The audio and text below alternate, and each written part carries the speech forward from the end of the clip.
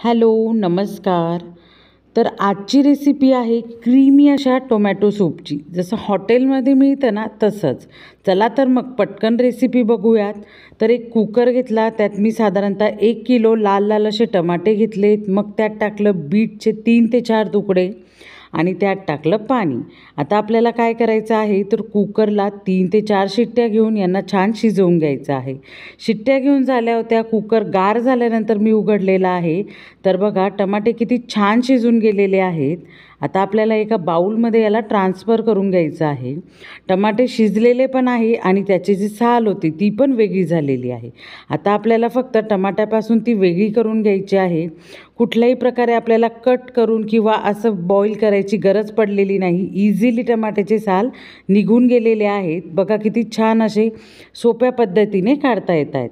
तर आता आपल्याला आपण बॉईल केलेले टमाटे आणि बीट मिक्सरमधून दळून घ्यायचे आहे. तर दळण्यासाठी मी सर्व टमाटे आणि बीट टाकलेलं आहे आणि ज्यात आपण बॉईल केलं तेच पाणी मी वापरलं आहे. आता दळलेल्या मिक्सरला आपल्याला एका गाळणीतून गाळून घ्यायचं आहे, कारण की टोमॅटो सूप आपल्याला एकदम स्मूदी आणि क्रीमी बनवायचं आहे. तर छान असं गाळून घ्यायचं आहे.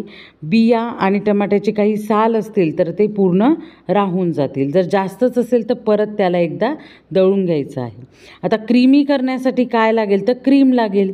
तर फ्रेश क्रीमही वापरू शकतात किंवा घरी असलेल्या दुधावरची साय आपण वापरायची मिक्सरमधनं दळून. आता जे मिक्सचर आपण दळून घेतलेलं होतं टोमॅटो आणि बीटचं, ते मी एका भांड्यात टाकलेलं आहे. गॅसवर भांडं ठेवलं आहे.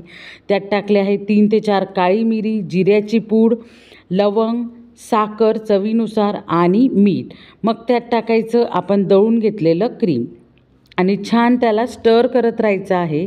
हळूहळू स्टर करायचं आणि लो फ्लेमवरच त्याला छान होऊ द्यायचं आहे. कारण की जर जास्त उकळून गेलं तर त्यात आपल्याला जी मलाई टाकलेली आहे किंवा जे क्रीम टाकलेलं असतं ते फाटल्यासारखं वाटतं.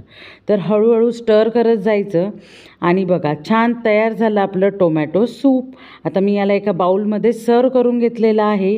त्यावर टाकलेली आहे छान आपण जी दळून घेतलेली मलाई होती, क्रीम होती आणि छान गार्निश केलेलं आहे. तुम्हीही ट्राय करा आणि आपल्या चॅनलला नक्की सबस्क्राईब करा. थँक्यू.